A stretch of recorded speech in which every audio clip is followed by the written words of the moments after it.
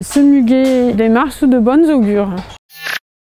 Nous avons quelques plants le long du mur qui ne sont pas encore arrivés à maturité.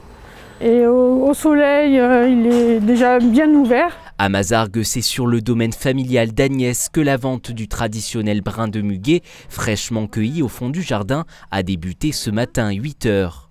Mais c'est vendredi et samedi, le 1er mai, que les descendants de celui qui avait lancé ici même en 1934 la culture des clochettes blanches vont réaliser le gros des ventes.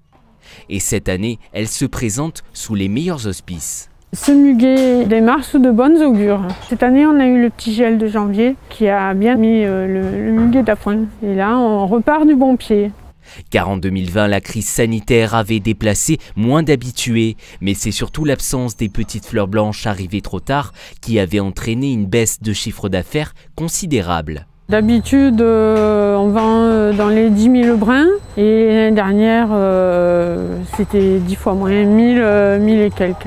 Même certitude du succès de ce 1er mai 2021 chez Monique. À Saint-Julien, la fleuriste fermée l'an passé avait réalisé à peine un tiers de son chiffre habituel. Plusieurs variétés. Ici, c'est un berlin.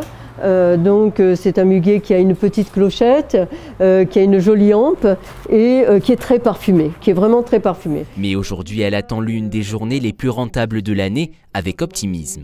J'ai un peu plus commandé qu'en 2019 personnellement parce que nous pensons que ça va être un muguet florissant. On a l'expérience de toutes les fêtes depuis la fête des mères de l'année passée où les fêtes sont vraiment bien ressenties par les clients, où nous travaillons très bien. Pour la fête des grands-mères par exemple, le week-end c'est morcelé en type de rencontre, c'est-à-dire qu'au lieu de faire une grande fête à 15 ou 20 personnes, on a fait 3 ou 4 petites fêtes à 6 personnes.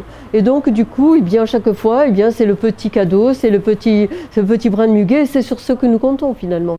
Ce week-end, l'enseigne compte attirer un maximum. En plus de ses 6 clients autorisés à l'intérieur, c'est sur le pas de la porte qu'elle les recevra en click and collect.